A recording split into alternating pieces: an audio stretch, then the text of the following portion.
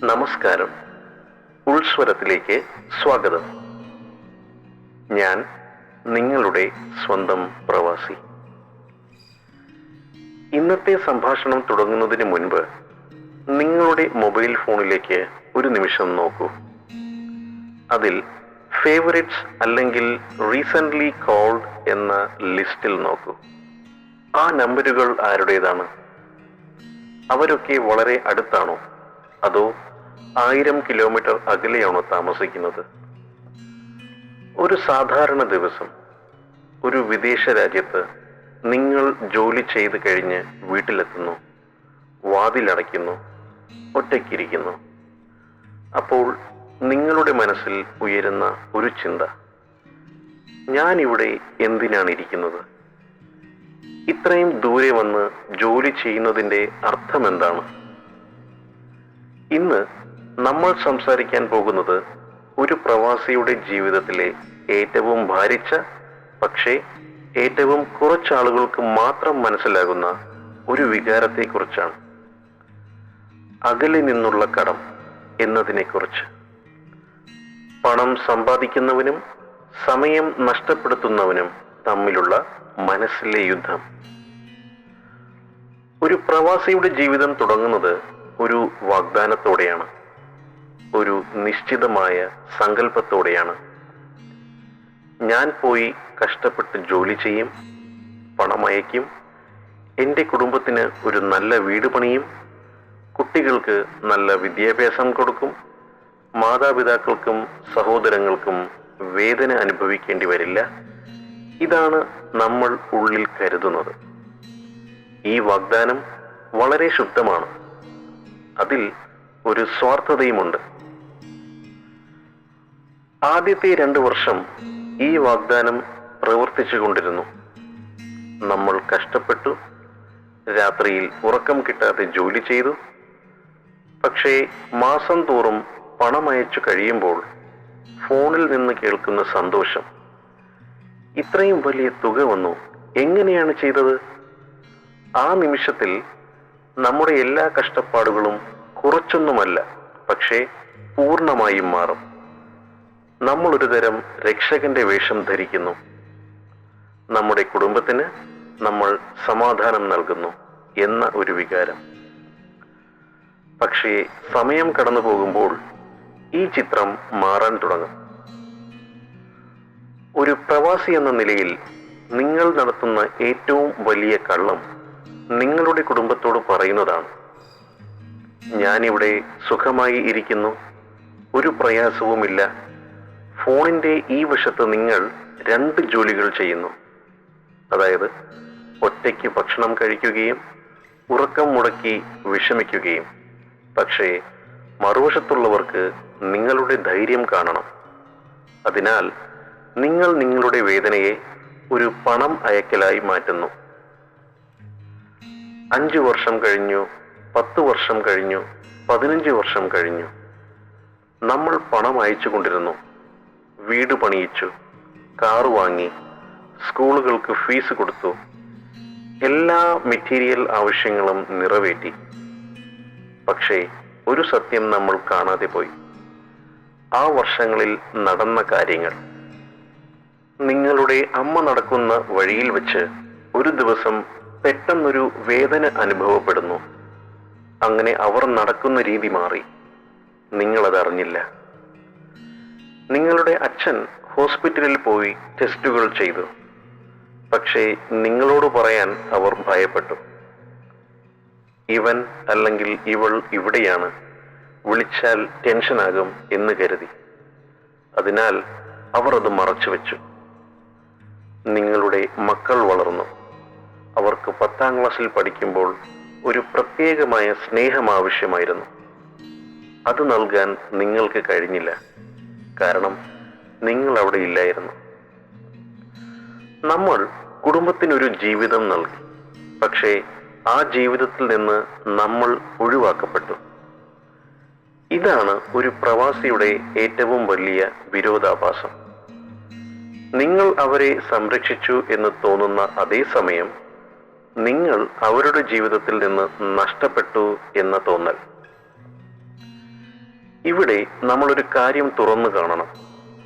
പണം എന്നത് ഒരു ശക്തമായ ഉപകരണമാണ്. അത് വാങ്ങാൻ കഴിയുന്ന എല്ലാത്തിനെയും നൽകും.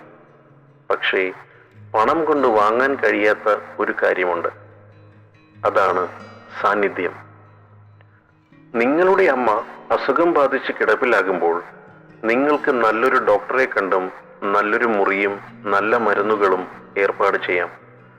പണം കൊടുത്ത് അത് സാധ്യമാക്കാം. പക്ഷേ ആ മുറിയിൽ കിടക്കുമ്പോൾ അവർക്ക് വേണ്ടത് നിങ്ങളുടെ കൈ പിടിക്കുക എന്നതാണ്. അത് പണം കൊണ്ട് വാങ്ങാൻ കഴിയില്ല. നിങ്ങളുടെ കുട്ടി സ്കൂളിൽ നിന്ന് വന്ന് ഒരു കാര്യം പറയാൻ ആഗ്രഹിക്കുമ്പോൾ നിങ്ങൾക്ക് അവർക്കൊരു ഐഫോൺ വാങ്ങിക്കൊടുക്കാൻ പറ്റുമായിരിക്കും. പക്ഷേ ആ കുട്ടിക്ക് വേണ്ടത് നിങ്ങൾ അരികിലിരുന്ന് അത് കേൾക്കുക എന്നതാണ്. അത് പണം കൊണ്ട് സാധ്യമല്ല. ഒരു പ്രവാസിയുടെ ജീവിതത്തിലെ ഏറ്റവും വേദനാജനകമായ മാന്യത എന്താണെന്ന് വെച്ചാൽ, നിങ്ങൾ നിങ്ങളുടെ മാതാപിതാക്കൾക്ക് അവർ ജീവിച്ചിരുന്ന കാലത്ത് കണ്ടിട്ടില്ലാത്ത ഏറ്റവും നല്ല സൗകര്യങ്ങൾ നൽകി.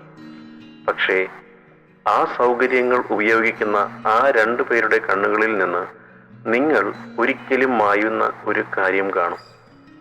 അതായത് നിങ്ങളുടെ സാന്നിധ്യമില്ലാത്തതിൻ്റെ ഒരു ശൂന്യത. പണം കൊടുത്ത് നിങ്ങൾ പണിത വീട്ടിൽ നിങ്ങൾ ഇല്ല എന്ന സത്യം. ഒരു പ്രവാസിയുടെ ജീവിതത്തിലെ മറ്റൊരു വലിയ സമ്മർദ്ദം എന്താണെന്ന് വെച്ചാൽ, അത് ഷോക്ക് അബ്സോർബർ എന്ന വേഷമാണ്. വീട്ടിൽ ഒരു പ്രശ്നമുണ്ടാകും. അത് സാമ്പത്തികമായിരിക്കാം, അല്ലെങ്കിൽ ബന്ധങ്ങളിലെ പ്രശ്നമായിരിക്കാം. ഉദാഹരണത്തിന്, നിങ്ങളുടെ ഇളയ സഹോദരന് ജോലി കിട്ടിയില്ല, അല്ലെങ്കിൽ ബന്ധുക്കൾ തമ്മിൽ തർക്കിച്ചു. ഈ വാർത്ത നിങ്ങൾക്ക് ഏതെങ്കിലും വഴി ഫോണിൽ കിട്ടും. ആ ഒരു നിമിഷം മുതൽ ആ പ്രശ്നം നിങ്ങളുടേതായി മാറുന്നു. നിങ്ങൾ അവിടെ ഇല്ല, എന്നാൽ നിങ്ങൾക്ക് ആ സാഹചര്യം കാണാനും കഴിയുന്നില്ല. എങ്കിലും നിങ്ങൾ അവിടെയാണ് ഇരിക്കുന്നത് എന്ന പോലെ തീരുമാനങ്ങൾ എടുക്കാൻ നിങ്ങൾ നിർബന്ധിതരാകുന്നു. നീ അവനോട് സംസാരിച്ചോളൂ, നീ അവർക്ക് പണം അയച്ചോളൂ, നീ ഈ പ്രശ്നം പരിഹരിക്കണം. നിങ്ങൾ വിദേശത്ത് ഒരു ചെറിയ റൂമിലിരുന്ന് 3 സമയമേഖലകളിലെ പ്രശ്നങ്ങൾ ഒരേ സമയം നിയന്ത്രിക്കാൻ ശ്രമിക്കുകയാണ്. ഇത് മാനസികമായി വളരെ ക്ഷീണിപ്പിക്കുന്നതാണ്. ഈ സമ്മർദ്ദം കൂടുതൽ അനുഭവിക്കുന്നത് 25 മുതൽ 45 വരെ പ്രായമുള്ളവരാണ്. കാരണം അവർക്കാണ് മാതാപിതാക്കളുടെ ആരോഗ്യവും കുട്ടികളുടെ വളർച്ചയും സഹോദരങ്ങളുടെ ജീവിതവും ഒരേ സമയം ചുമതലയായി വരുന്നത്. നിങ്ങളൊരു മധ്യസ്ഥനായി മാറുന്നു, ഒരു ബാങ്കായി മാറുന്നു, ഒരു കൗൺസിലറായി മാറുന്നു. പക്ഷേ ഒരു മകനായോ മകളായോ അല്ലെന്ന് തോന്നുന്ന നിമിഷങ്ങൾ നിങ്ങളുടെ മനസ്സ് വേദനിപ്പിക്കും. വീട്ടിൽ നിന്ന് വരുന്ന ഒരു ഫോൺ കോൾ ഒരു പ്രവാസിയുടെ ജീവിതത്തിൽ ഒരു ടൈം ബോംബ് പോലെയാണ് പ്രവർത്തിക്കുന്നത്. കോൾ വരുന്നതുവരെ നിങ്ങൾ സാധാരണ ജീവിതം ജീവിക്കുകയാണ്. കോൾ കഴിഞ്ഞ ശേഷം നിങ്ങളുടെ മനസ്സ് മുഴുവൻ 5000 കിലോമീറ്റർ അകലെയുള്ള ഒരു വീട്ടിലേക്ക് മാറി. നിങ്ങൾ അവിടെയില്ല, പക്ഷേ നിങ്ങളുടെ മനസ്സ് അവിടെയാണ് ശരീരത്തെക്കാൾ കൂടുതൽ കഷ്ടപ്പെടുന്നത്. ഇപ്പോൾ നമുക്കൊരു പ്രത്യേക വിഭാഗത്തെക്കുറിച്ച് സംസാരിക്കണം. 50 വയസ്സ് കഴിഞ്ഞ 60, 70, 80 വയസ്സുള്ള പ്രവാസികൾ. ഇന്ന് ഈ എപ്പിസോഡ് കേൾക്കുന്നവരിൽ ചിലരെങ്കിലും ഇത്തരക്കാരായിരിക്കാം. നിങ്ങൾ എത്ര വർഷമായി ഇവിടെയാണ്? 20, 30, 40? ഈ ദീർഘമായ കാലയളവിൽ നിങ്ങൾ എന്തൊക്കെയാണ് ചെയ്തത്? നിങ്ങൾ നിങ്ങളുടെ യൗവനം ഒരു രാജ്യത്തിന് സമർപ്പിച്ചു. നിങ്ങളുടെ മുടി നരയ്ക്കുകയും നിങ്ങളുടെ പ്രായം കൂടുകയും ചെയ്തു. എന്നാൽ ഒരു ചോദ്യം എന്നും ഉയരും: ഇതെല്ലാം ഞാൻ കൊടുത്ത വിലയായിരുന്നു? ഈ ചോദ്യത്തിന് ഒരു ലളിതമായ ഉത്തരമുണ്ട്. ആ സമയത്ത് നിങ്ങൾക്ക് മറ്റൊരു വഴി കാണാൻ കഴിഞ്ഞിരുന്നില്ല. നിങ്ങൾ ചെയ്തത് ആ സാഹചര്യത്തിൽ സാധ്യമായതാണ്. പക്ഷേ ഇന്ന് പിന്നോട്ട് നോക്കുമ്പോൾ ഒരു വിരോധാഭാസമുണ്ടാകാം. ഞാൻ എല്ലാം നൽകി, പക്ഷേ എനിക്ക് തിരികെ ലഭിച്ചത് എന്താണ്? ഈ ചോദ്യം തീർച്ചയായും വേദനിപ്പിക്കുന്നതാണ്. പക്ഷേ ഇത് ചോദിക്കുന്നത് തെറ്റല്ല. ഒരു മനുഷ്യൻ തൻ്റെ ജീവിതം എന്തിനാണ് ജീവിച്ചത് എന്ന് ചോദിക്കാൻ അവൻ അവകാശമുണ്ട്. അമ്മയോ അച്ഛനോ അല്ലെങ്കിൽ വേറെ ആരെങ്കിലും, നിങ്ങൾ 40 വർഷമായി ഒരു വിദേശ രാജ്യത്ത് ജീവിക്കുകയാണ്. നിങ്ങളുടെ യൗവനം അവിടെ കഴിഞ്ഞുപോയി. ഇപ്പോൾ നിങ്ങൾക്കൊരു ചോദ്യം മനസ്സിൽ വരാം, ഞാൻ എന്തിനാണ് ഇത് ചെയ്തത്?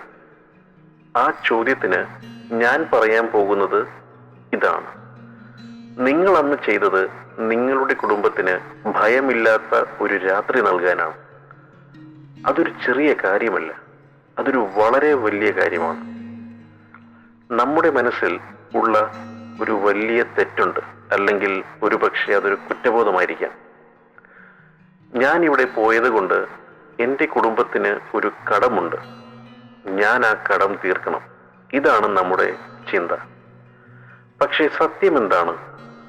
ഒരു കുടുംബത്തിൽ ജനിച്ച ഒരു കുട്ടിക്ക് അതിൻ്റെ മാതാപിതാക്കൾക്ക് ഒരു കടം എന്ന തോന്നലുണ്ടാകില്ല.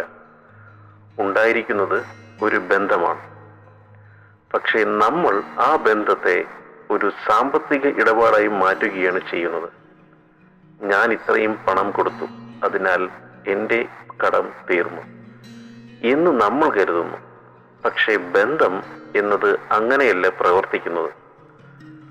നിങ്ങളുടെ മാതാപിതാക്കൾക്ക് നിങ്ങളുടെ പണം വേണമെന്നില്ല. അവർക്ക് വേണ്ടത് നിങ്ങളുടെ ശബ്ദമാണ്, നിങ്ങളുടെ മുഖം കാണാനുള്ള ആഗ്രഹങ്ങൾ. പണം എന്നത് ഒരു പ്രതീകമായി മാത്രമേ അവർക്ക് തോന്നൂ. എൻ്റെ മകൻ അല്ലെങ്കിൽ മകൾ എന്നെ ഓർത്തുകൊണ്ടാണ് ഇത് അയച്ചത് എന്നവർക്ക് തോന്നും. പക്ഷേ ആ പ്രതീകത്തിന് പിന്നിൽ അവർക്ക് വേദനിക്കുന്ന ഒരു സത്യമുണ്ട്. എൻ്റെ മകൻ അല്ലെങ്കിൽ എൻ്റെ മകൾ എന്നെ കാണാൻ വരാൻ പറ്റുന്നില്ല. ഈ വേദന പണം കൊണ്ട് മാറ്റാൻ കഴിയില്ല. ഇത്രയും പറഞ്ഞ ശേഷം ഒരു പ്രായോഗികമായ ചോദ്യം മനസ്സിൽ വരാൻ സാധ്യതയുണ്ട്. എങ്ങനെയാണ് ഞാൻ ഈ വേദനയിൽ നിന്ന് പുറത്തു വരുന്നത്? എങ്ങനെയാണ് ഞാൻ ഈ കടമെന്ന വികാരത്തിൽ നിന്ന് മോചിതനാകുന്നത്? ആദ്യമായി ചെയ്യേണ്ടത്, നിങ്ങൾ തെറ്റൊന്നും ചെയ്തിട്ടില്ല എന്ന് സ്വയം വിശ്വസിക്കുക. ശേഷം നിങ്ങൾ ചെയ്തത് ആ സമയത്ത് നിങ്ങൾക്ക് കഴിയുന്നതായിരുന്നു. നിങ്ങളൊരു ദേഷ്യക്കാരനായിരുന്നില്ല, നിങ്ങളൊരു കൊള്ളക്കാരനായിരുന്നില്ല, നിങ്ങളൊരു ഉത്തരവാദിത്വമുള്ള മനുഷ്യനായിരുന്നു. അത് മനസ്സിലാക്കാൻ നിങ്ങൾക്ക് കഴിയണം. രണ്ടാമതായി, നിങ്ങൾക്ക് മാറ്റാൻ കഴിയാത്തത് അംഗീകരിക്കുക. നിങ്ങൾക്ക് മാറ്റാൻ കഴിയാത്തത് എന്താണ്? കഴിഞ്ഞ 10 വർഷം അത് മാറ്റാൻ കഴിയില്ല. പക്ഷേ ഇന്നു മുതൽ നിങ്ങൾക്ക് മാറ്റാൻ കഴിയുന്നത് എന്താണ്? നിങ്ങളുടെ സമീപനം. ഫോൺ കോൾ ചെയ്യുമ്പോൾ ഒരു 10 മിനിറ്റ് കൊണ്ട് എല്ലാ വിഷയങ്ങളും ചർച്ച ചെയ്യാൻ ശ്രമിക്കരുത്. എല്ലാം നന്നാണോ, പണം കിട്ടിയോ, അങ്ങനെ ചോദിക്കരുത്. പക്ഷേ ഇങ്ങനെ ചോദിച്ചു നോക്കൂ: ഇന്നലെ രാത്രി ഉറക്കം എങ്ങനെ ഉണ്ടായിരുന്നു? ഇന്നലെ എന്ത് പാചകം ചെയ്തു? എന്ത് നല്ല കാര്യം സംഭവിച്ചു? ഈ ചെറിയ ചോദ്യങ്ങൾ പണത്തിന്റെ ബന്ധത്തെ മനുഷ്യബന്ധമായി മാറ്റും. നിങ്ങളുടെ കുടുംബത്തിന് നിങ്ങളുടെ പണം കൊണ്ട് ചെയ്യാൻ കഴിയാത്ത ഒരു കാര്യം ചെയ്യാനെന്ന് ശ്രമിക്കൂ. ഫോൺ കോൾ ചെയ്ത ഉടനെ പണം കിട്ടിയോ അങ്ങനെ ചോദിക്കരുത്. പകരം ഇങ്ങനെ ചോദിച്ചു നോക്കൂ: ഇന്നലെ നിങ്ങൾക്ക് എന്തെങ്കിലും കാരണത്താൽ ചിരിക്കാൻ കഴിഞ്ഞോ? ഈ ഒരു വാക്യം മാറ്റിയാൽ തന്നെ നിങ്ങളുടെ മാതാപിതാക്കൾക്ക് $1000 വലുതായ ഒരു സമാധാനം ലഭിക്കും. ഒരു പ്രവാസിയുടെ ജീവിതം എപ്പോഴും 2 ഭാഗങ്ങളായി കിടക്കും. ഒരു ഭാഗം ഇവിടെ, മറ്റൊരു ഭാഗം അവിടെ. ഈ വിഭജനം ഒരിക്കലും മാറ്റാൻ കഴിയില്ല. പക്ഷേ ഈ വിഭജനത്തെക്കുറിച്ച് നിങ്ങൾ എങ്ങനെയാണ് സമീപിക്കുന്നത് എന്നത് മാറ്റാൻ കഴിയും. ഞാൻ അകലെയാണ്, പക്ഷേ ഞാൻ എൻ്റെ കുടുംബത്തോട് ബന്ധപ്പെട്ടിരിക്കുന്നു. ഈ ബന്ധം എപ്പോഴും സാമ്പത്തികമായിരിക്കണം എന്നില്ല. അത് വികാരപരമായിരിക്കണം, അത് സത്യസന്ധമായിരിക്കണം. ഇന്ന് രാത്രി ഉറങ്ങുമ്പോൾ നിങ്ങൾക്ക് തോന്നുന്ന ആ വേദനയോട് ഒരു സംഭാഷണം നടത്തി നോക്കൂ. ഞാൻ എന്തു ചെയ്യാൻ ശ്രമിച്ചു എന്ന് എനിക്കറിയാം, എന്ത് കഴിയാതിരുന്നു എന്നും എനിക്കറിയാം. പക്ഷേ ഞാൻ എന്നോട് ക്ഷമിക്കുന്നു, കാരണം ഞാനൊരു മനുഷ്യനാണ്. ഈ വാക്കുകൾ പറയുമ്പോൾ നിങ്ങൾക്കൊരുപക്ഷെ കണ്ണുനീർ വരാം. അത് ശരിയാണ്. ആ കണ്ണുനീരിലാണ് നിങ്ങളുടെ യഥാർത്ഥ മോചനം ഒളിച്ചിരിക്കുന്നത്. ഈ ആഴത്തിലുള്ള സംഭാഷണങ്ങൾ നിങ്ങളുടെ ഉള്ളിലെ ഏതെങ്കിലും ഒരു മുറിവിന് ഒരു മരുന്ന് പോലെ അനുഭവപ്പെടുന്നുണ്ടെങ്കിൽ ഈ യാത്രയിൽ എന്നോടൊപ്പം സഞ്ചരിക്കാൻ ഈ ചാനൽ തീർച്ചയായും സബ്സ്ക്രൈബ് ചെയ്യൂ. ഒപ്പം വർഷങ്ങളായി ഈ അകലത്തിൻ്റെ വേദന ഒറ്റയ്ക്ക് സഹിക്കുന്ന നിങ്ങളുടെ സുഹൃത്തുക്കൾക്കും ഈ എപ്പിസോഡ് അയച്ചു കൊടുക്കൂ. അവർക്കൊരു പക്ഷേ ഇത് ആവശ്യമുണ്ടാകാം. അടുത്ത എപ്പിസോഡിൽ നമ്മൾ മറ്റൊരു വലിയ ആഴത്തിലുള്ള വിഷയത്തിലേക്ക് കടക്കും. അതുവരെ നിങ്ങൾ ചെയ്തത് ശരിയാണെന്ന് നിങ്ങളോട് തന്നെ പറയാൻ ശ്രമിക്കൂ. ഞാൻ നിങ്ങളുടെ പ്രവാസി. നന്ദി, നമസ്കാരം.